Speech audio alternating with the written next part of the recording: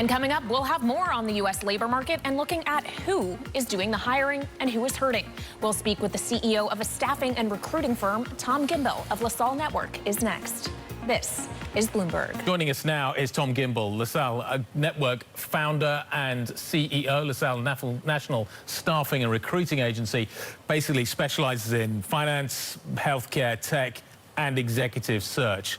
Tom, thanks for your time today. Broadly, the sense seems to be that this was a disappointing number, but within it, I think there are green shoots. And let's focus on those for a moment. As we were hearing from Constance Hunter a little bit earlier on, you would normally see in a recovery temporary picking up first. That's what we're seeing. You've seen it sequentially over the last few months. I'm assuming that's what you're seeing as well. How embedded is this trend? It's always been the case is that temporary staffing has been the toe in the water for companies coming out of a recession to increase for their recovery. And what we're seeing is a positive thing. Let me ask you this. If April of last year, I told you that January unemployment would be down to 6.3% and we'd be adding jobs to the economy at 50,000, would we say that would be a failure? I don't think so. I think we get very entitled very quickly in this country. And I think the fact that we have very minimal travel, the airlines are weak, leisure and hospitality are still down, that's the driver of things. In lieu of that, we still added 50,000 jobs and unemployment's at 6.3%. I think there's a lot more optimism to be had than what we're seeing today. Are the trends that you are seeing, though, indicating that that more optimistic tone is going to read through in the jobs reports to come for the month of February and March? What does the picture look like going forward? It's much more positive. And what we're seeing is the stimulus package, whether it's actually giving people money, which people may or may not agree with, but giving checks, an infrastructure package, which will lead to jobs. But the biggest thing to come out of it is the vaccine rollout. And if this administration can get the distribution model working the right way and we can get the shots in the arms, then everything else is going to fall into place. And we'll see a great travel season in the end of the second quarter into the summer, and things will be really good. Tom, when do you think that vaccination data will show up in the economic numbers? It's probably not going to be next month. Is it March? No, my guess is it'll be in the April jobs report the first Friday in May.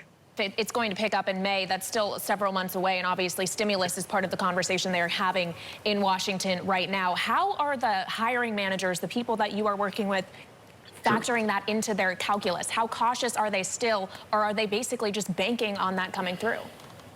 Well, I talk to tens of CEOs, CFOs, and heads of HR every single week. And the feedback is that with the infrastructure, with the stimulus, that there's reason to believe that this recovery in really an aggressive way is going to continue, and it'll hit full speed, as I said, vaccine distribution. I mean, it really hasn't been going as smoothly on the distribution side, and that's for the hesitancy. But the reason temporary staffing is increasing is because companies are optimistic. And there's always going to be a little bit of hesitancy when you're in a pandemic and a crisis like we've been in. So temporary staffing increases. But I'm on the board of directors of the American Staffing Association, which is the largest association of staffing companies in the United States.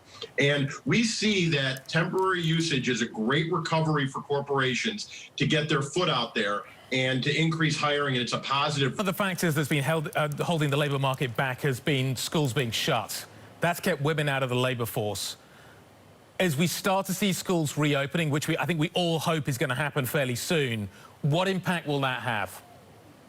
Oh, I mean, when teachers are back in the schools, and now you've got a real labor conversation to have, because are teachers not going into the school because it's not safe, or are they going because unions are using it as negotiating ploy?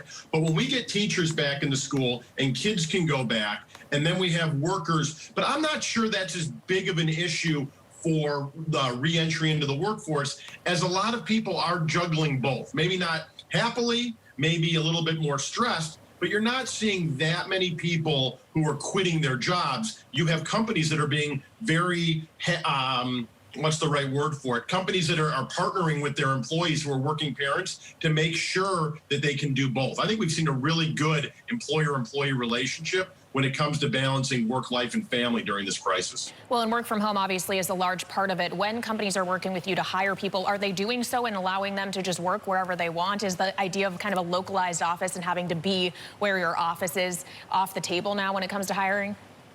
No, it's really a combination of both. You're seeing companies that for short-term projects of 6 months or less are much more optimistic, much more willing to have people doing jobs from customer service to IT infrastructure and cloud computing to accounting and finance be anywhere in the country. However, for projects that they think are going to go on for a period of time or for permanent hires, they really, a lot of them still want people to be within a driving radius to their office, as they are feeling that even on a part-time basis, people will be coming back into the office. All right, interesting stuff and very valuable insight. Tom Gimbel of LaSalle Network, the founder and CEO there. Thank you for joining us.